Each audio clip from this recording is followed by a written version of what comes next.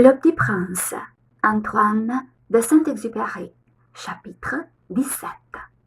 Quand on veut faire de l'esprit, il arrive que l'on mente un peu. Je n'ai pas été très honnête en vous parlant des allumeurs, de réverbères. Je risque de donner une fausse idée de notre planète à ceux qui ne la connaissent pas.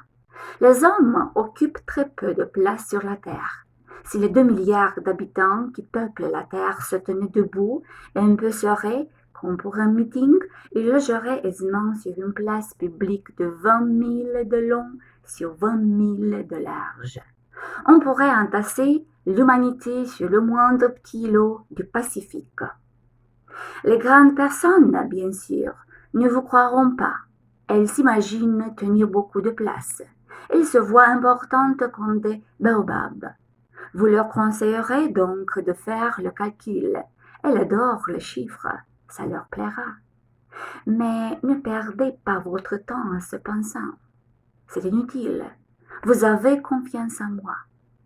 Le petit prince, une fois sur terre, fut donc bien surpris de ne voir personne. Il avait déjà peur de s'être trompé de planète.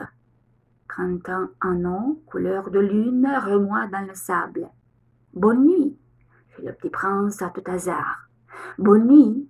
fit le serpent. « Sur quelle planète suis-je tombé ?» demanda le petit prince. « Sur la terre, en Afrique, » répondit le serpent. « Oh, il n'y a donc personne sur la terre ? Ici, c'est le désert. Il n'y a personne dans le désert. La terre est grande, » dit le serpent. Le petit prince s'assit sur une pierre et leva les yeux vers le ciel. « Je me demande, dit-il, si les étoiles sont éclairées afin que chacun puisse un jour retrouver la sienne. Regarde ma planète. Elle est juste au-dessus de nous. Mais comme elle est loin, elle est belle, dit le serpent. Que viens-tu faire ici ? J'ai des difficultés avec une fleur, dit le petit prince. Oh, fit le serpent, et ils se turent. Où sont les hommes ? Reprit enfin le petit prince. On est peu seul dans le désert. On est seul aussi chez les hommes, dit le serpent. Le petit prince le regarda longtemps. Tu es une drôle de bête, lui dit-il enfin, mince comme un doigt. Mais je suis plus puissant que le doigt d'un roi, dit le serpent. Le petit prince eut un sourire. Tu n'es pas bien puissant, tu n'as même pas de pattes. Tu ne peux même pas voyager.